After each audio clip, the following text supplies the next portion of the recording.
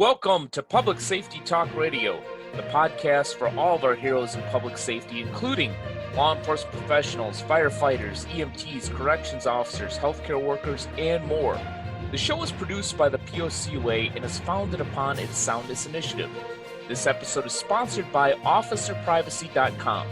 Are you ready to delete your information from the internet to keep you and your family safe? Then go to OfficerPrivacy.com/POCUA for a special offer today. Hi, I'm Ken Bader, your host for Public Safety Talk Radio, and I'm excited to be here because I have a great guest. And before I get to that great guest, I do want to make mention of something. I tried Blue Line Roasting Coffee today, and it is damn good. Got the new bag right here. It's the Tap Rack Bag.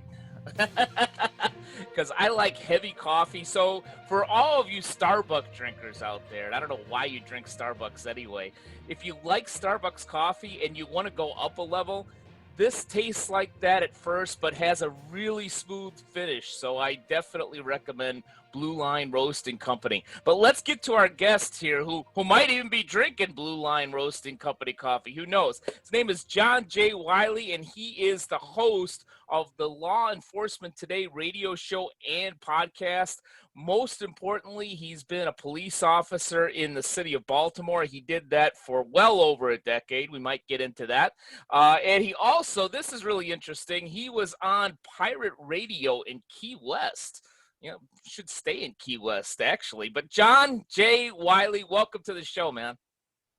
It's a pleasure to be here. Thanks for having me. I appreciate it very much. Oh, the pleasure's all mine. But, you know, I got to start with the obvious question. You know, how do you transition from being a police officer in Baltimore to being a radio celebrity in Florida? How does that happen, man?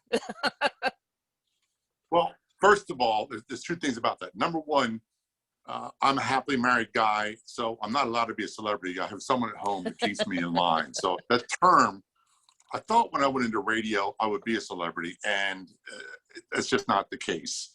The way I went from police work to radios, I got hurt.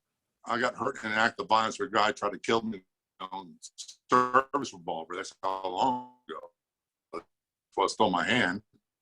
And after multiple surgeries and steel plates, I was fired. And I crashed and burned. And I tried doing sales. I sold cars. I did all kinds of things. And then I began to pursue a career in radio. And I fell in love with it, went to broadcasting school at night. And that's what I do all the time. You said earlier, I'm an FM music radio DJ. I do middays at Pirate Radio WKYZ in Key West, Florida.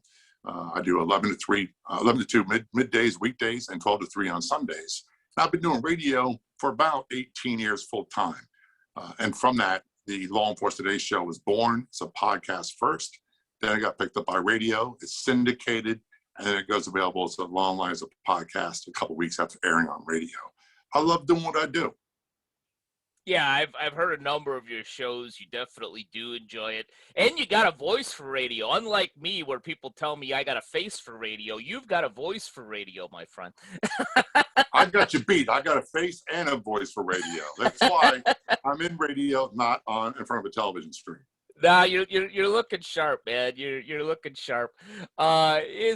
Is there anything from your law enforcement career that kind of prepared you to be a radio host, or is it just completely different? I think it's actually very similar. There's a lot of things that I'll give you a perfect example. Please.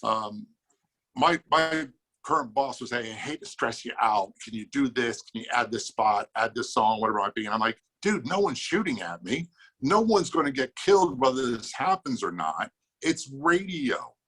So I don't get all freaked out like some people would. I get a little nervous at first when you crack a microphone, especially at a place you're not used to, in a format you're not used to.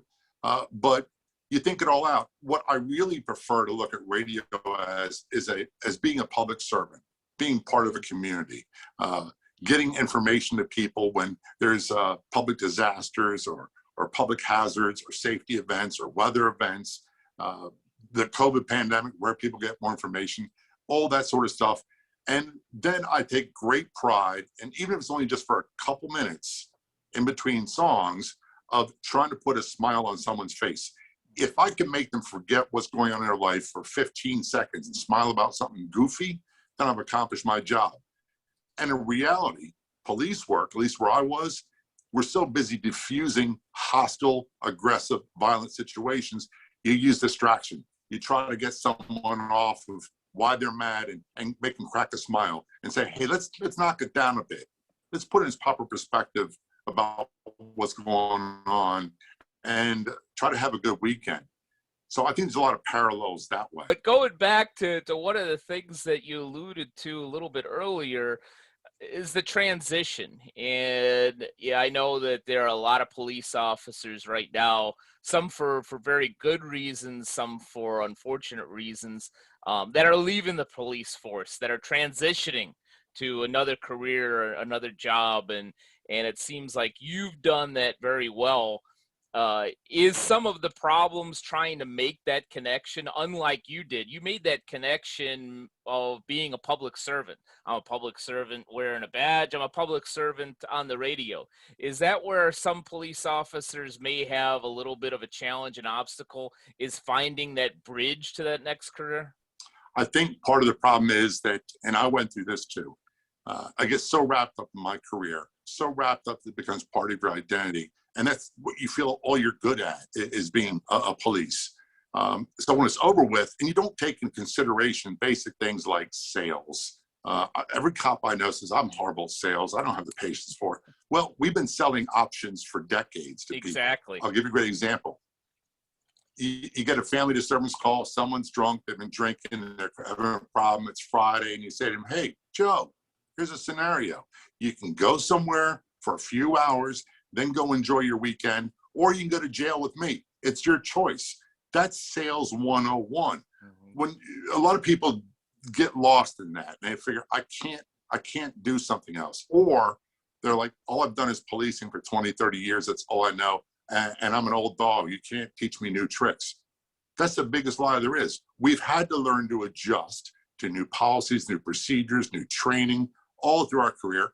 You go from one call, which just says a burglary call, to a theft from an auto call, to someone who's threatening suicide. And you have to learn to adjust and adapt all the way along. So when the career comes to an end, if they've been thinking about it, they've been looking at different options they have available to them, different strengths they have. And I think that's one thing that most first responders don't feel they have. The exception being my firefighter brothers and sisters, because most of them have side hustles. They have side jobs. They've got careers as bricklayers and carpenters and painters and whatever. So even it's a different scenario for them. Exactly. Yeah. I'm going to tell you right now, America's law enforcement can do anything. They've been doing it for years and years. They just have to realize, open their minds and say, what are the options? What are the possibilities? And by the way, I listen to Howard Stern. I listen to Rush Limbaugh. May he rest in peace. And these guys have big, huge crews. They have production staff. They have technical people. They have people doing their audio. It's just me on my show. Probably like it's just you on your show.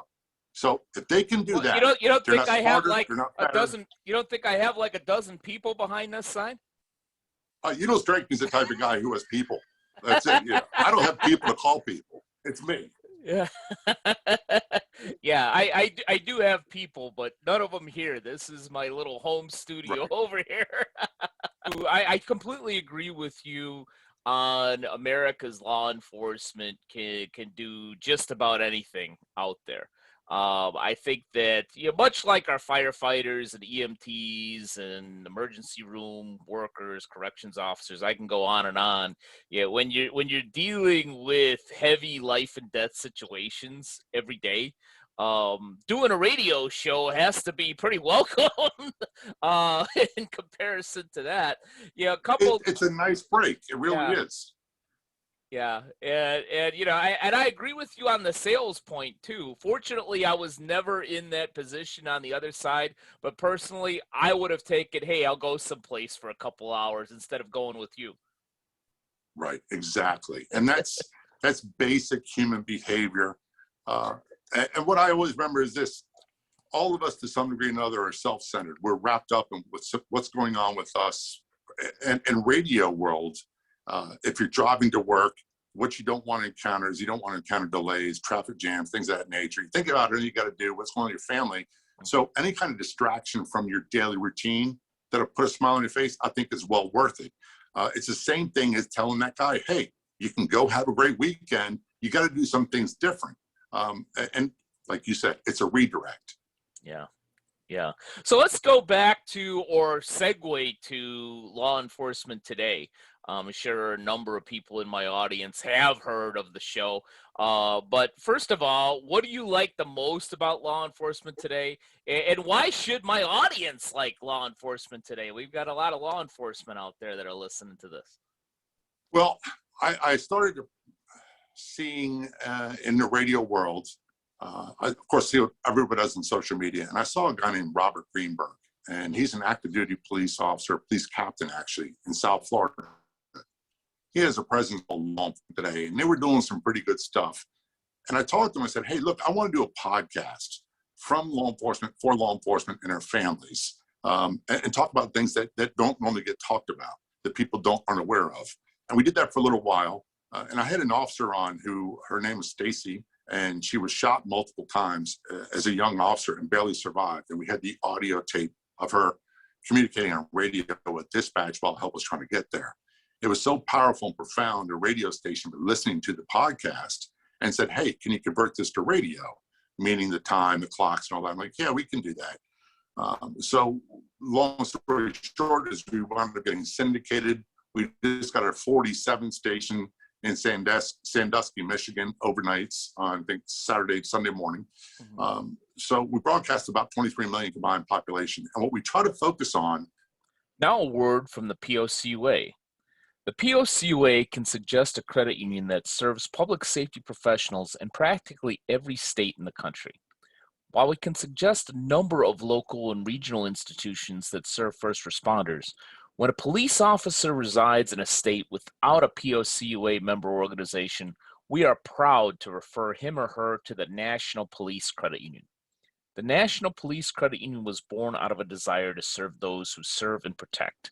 As a division of Chicago Patrolmen's Federal Credit Union, the National Police Credit Union builds upon over 80 years of expertise in the financial services industry. The National Police Credit Union's goal is to bring police credit union access to every officer who currently does not enjoy the benefits that access brings them. For information about the National Police Credit Union, go to nationalpolicecu.com or call 844-COP-SAVE. To find a POCUA credit union nearest you, go to policecreditunions.com. And always remember, if you aren't banking with a POCUA credit union, you're just working with an institution that just so happens to serve public safety professionals, and you deserve better. It's a personal experience story. When they tell their story about what they went through, in the cases of crime victims, what they went through, how they chose a new life to have today, and what they do to maintain that. I think that's inspiration we can all use. Yeah. In the case of law enforcement officers, there's so much negativity about what we do, and no one has really told our stories. We have relied on the news media to tell our stories. They've always done a horrible job. Hollywood's doing a horrible job. And now it's so biased, it doesn't resemble the truth. So, for example, I just had Joe Kenda, the homicide hunter, come on my show. And he talked about what inspired him to get into police work. And he talked about the determination he had and how he took it personal when people killed people in his neighborhood. And he says, not that I was smarter than anybody else, I was just more determined, more persistent. I would do whatever it took legally to get these people in custody. And then the magic happened. He talked about what he did when he retired from police work. He was a school bus driver for a special needs bus. He did that for 10 years. And he loves dealing with people who have issues, just like almost every cop I know. And it's a great story. And when you hear, I think the why of what police do, I think it opens up people's eyes and minds and their hearts too. Yeah. Yeah, well, I've got plenty of issues, so he'd enjoy working with and talking to me. That's for sure. Uh, and the fortunate thing in this really crazy divisive world is, and I do admit that I have to dig for it a little bit, not a ton, but a little bit. Is there are a ton of people out there, and maybe they're a little bit more silent or quiet than we would like, that really, really do staunchly support police officers out there and our other first responders. And I'm starting to see, and maybe I'm naive, but I believe I'm starting to see a little bit more, or a little bit less quiet, a little bit less silent out there in a peaceful but yet uh, very important way in terms of supporting police officers throughout this country. Are you seeing that as well, or am I just naive?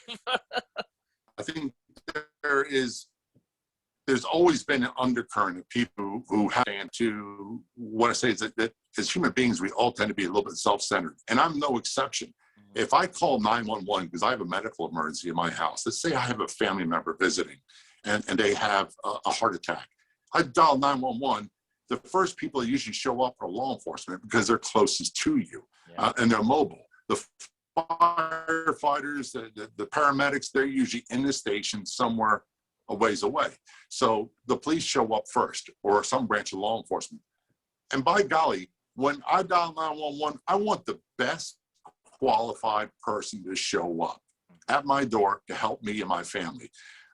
So I think most people want that. And they understand that when a cop does something horribly wrong, no one likes it. I don't like it. I know you don't like it. I know other police don't like it. And we don't tolerate it. We never have.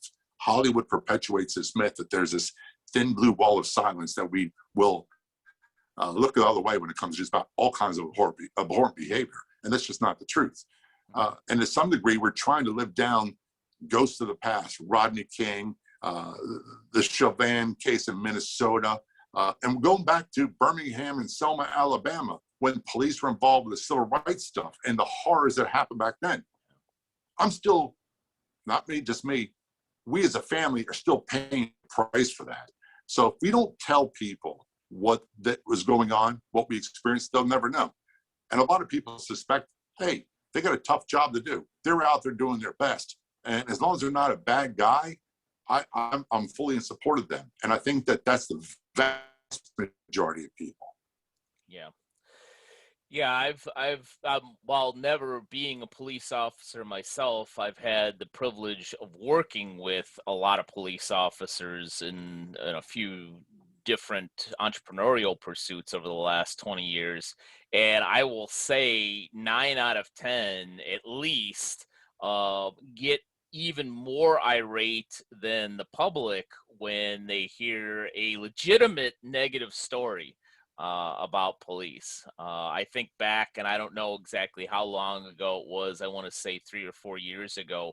It came out here in California that there were some California Highway Patrol officers that, in essence, were fudging their overtime. Mm-hmm. And I don't have enough fingers on my hands to tell you whether it's Facebook or other avenues, my police friends, bashing those folks for doing that and saying, this is the problem that we run into when we're not above board, that the public then sees something that tarnishes us all with a badge. And it's just Right. so these guys are more irate, and these gals are more irate than the public is about some of this stuff when it is truly negative and it is truly true. You're absolutely 100% correct. And we've been really hard on each other. I tell people this, for example, I started as a rookie in 1980. So it's a long time ago. Mm-hmm. And when I went to the academy, I thought I knew everything. I thought I was prepared. I thought I knew what I signed up for. I really had no idea, especially the amount of violence you'd see. And I was very lucky. I had a lot of people who helped train me that were serious veteran officers. And they were Vietnam combat veterans. We even had a few Korean War veterans who were commanders and captains and majors and all that stuff. And when they pulled you up and they said, hey, young man, youngster, rookie, you're doing this wrong. You need to do this a different way. And I'll give you a perfect example. They talked about rules like respect. You treat everybody with respect until they change the tone of the conversation, especially in their house, especially in front of their people on the corner. But the minute they change it to where you're being disrespected, you can't back down. So when they talked to me about those things, they didn't pull any punches, and they were very abrupt about it. And that's how you learn. No one comes on this job being great. I'll give you a perfect example, baseball. I don't know of anybody that steps up the plate the first time and swings like Babe Ruth and does a great job. It takes years of training. You have coaches, you have people helping you out, and it takes years of failing. The problem is with a lot of people nowadays, especially politicians, when we have younger officers, inexperienced officers making mistakes, trying to do their job. Yeah. They're very impatient, and they don't teach them. They don't teach them how to become really good at what they do. So we've got this constant flow of young, new people coming in, and we don't have a whole lot of those veterans that are training. And that puts everybody, every community at risk. I'm not talking about bad stuff happening. I'm talking about people just not knowing how to do the job, because it takes a long time to learn. Yeah. I can imagine that. Well, yeah, we live in, at least today, an fortunate, divisive world. Again, to use my line, maybe I'm naive, but I do think that there's a way out of this. But I don't know necessarily what way there is out of this. Maybe in your experience you have the answer. Is it education? Is it more engagement? Is it something else? Because we need to get past this defund the police, and we need to get past these racial issues. We need to find a way to all become Americans again. Do you have the answer for me, John Jay, or are you just as confused as I am? If I had the answer, I think I'd be a very wealthy man. What I would say is this. There's an old saying that when a fish rots, it rots from the head down. So when we look at police departments, for example, they run under the executive branch of the government.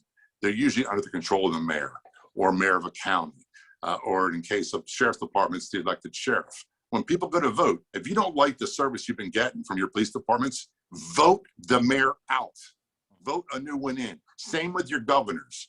It's as simple as that. And there's an old saying, the buck stops here. Look, they're ultimately responsible. Here's a perfect example. Minneapolis. That was Mayor Fry's police department. He picks the police chief, the police commander, the police commissioner, who in turn picks the command staff. They all have their marching orders from the mayor. And when things go bad, guess what? No one holds the mayor accountable. Well, if you don't hold the mayor accountable for what goes wrong in the police department, shame on you. You're part of the problem. Yeah, great point.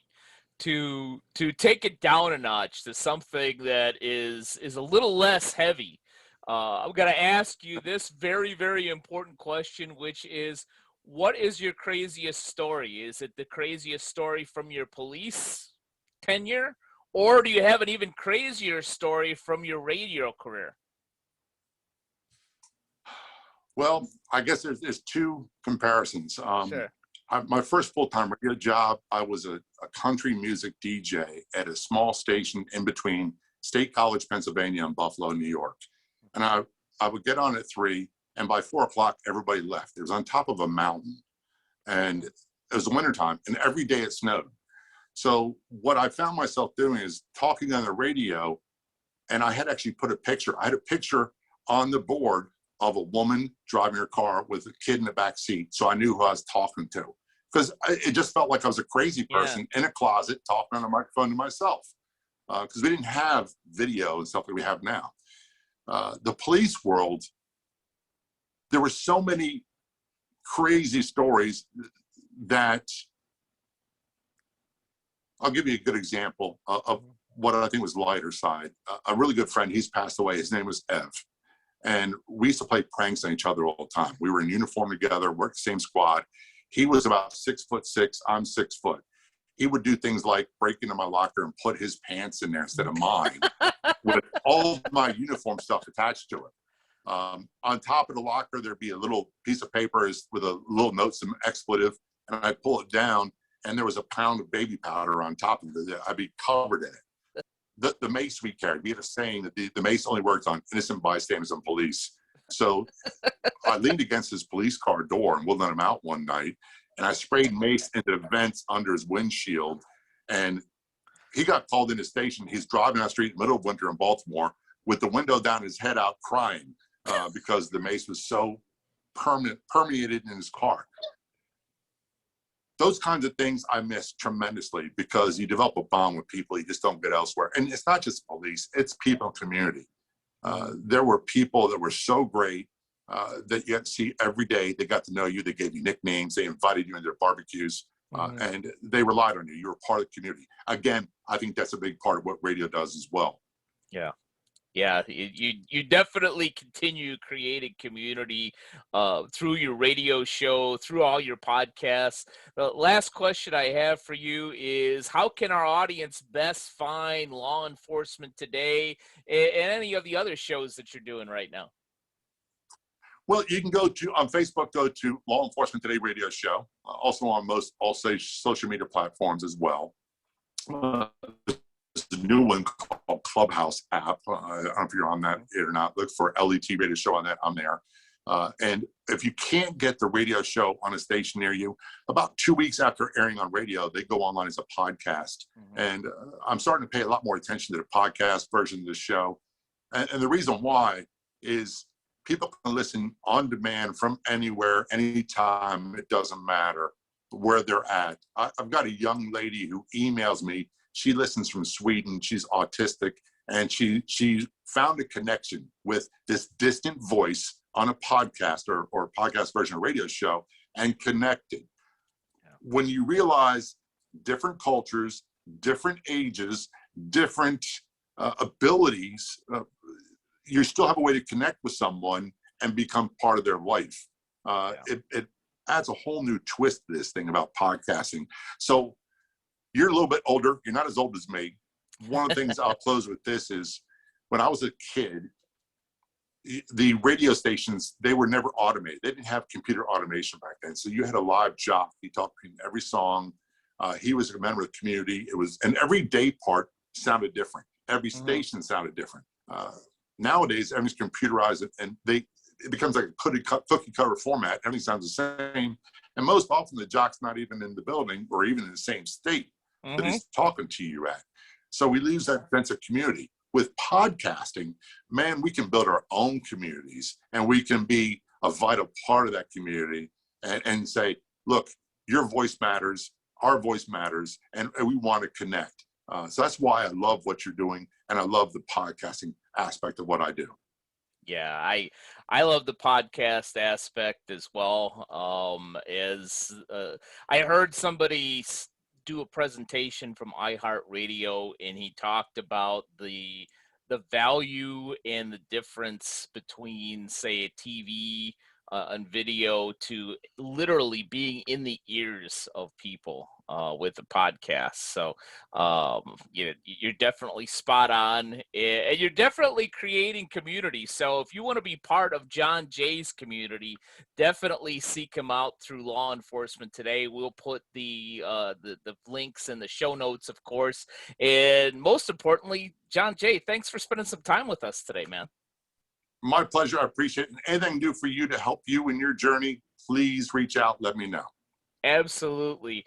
And thank you to all of you that have watched or listened to this episode of Public Safety Talk Radio. And we'll be back with you next week with another great guest. Public Safety Talk Radio is produced by the POCUA. POCUA is a consortium of financial institutions serving law enforcement as well as other first responders and public safety professionals. To learn more about our association and to find one of our credit unions or service providers near you, go to www.policecreditunions.com. And always remember, if you aren't working with one of our POCUA credit unions, you're just banking with an institution that just so happens to serve first responders. As a public safety professional, You and your family deserve better. Find a POCUA credit union today.